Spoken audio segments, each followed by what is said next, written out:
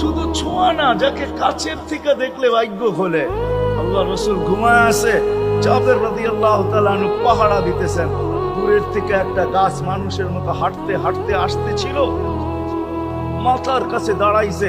দীর্ঘক্ষণ দাঁড়ানোর পরে চলে যায় নিজের গায়ের জায়গায় লেগে গেছে। ঘুমের থেকে যখন উঠছেন তো বলতেছিলেন, ইয়া রাসূলুল্লাহ, জাদু দেখলাম। কয়, কিসের জাদু? ওই গাছটা দূর থেকে আসলো, মানুষের মতো হাঁটতে হাঁটতে আপনার মাথার কাছে দাঁড়াইলো। দীর্ঘক্ষণ দাঁড়ানোর পরে আবার চলে যায় নিজের জায়গায় লেগে গেল। মনেই হয় না সে একবার উঠা আসছিল। আল্লাহ রসুল হাসতেছিল আর বলতেছিল, ও দূর থেকে আমাকে দেখতেছিল, ওর মন ভরতেছিল না।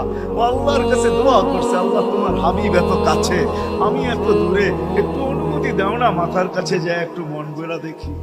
হায় হায় হায় হায়, ভালোবাসার জায়গায় ভালোবাসা থাকলে চলবে।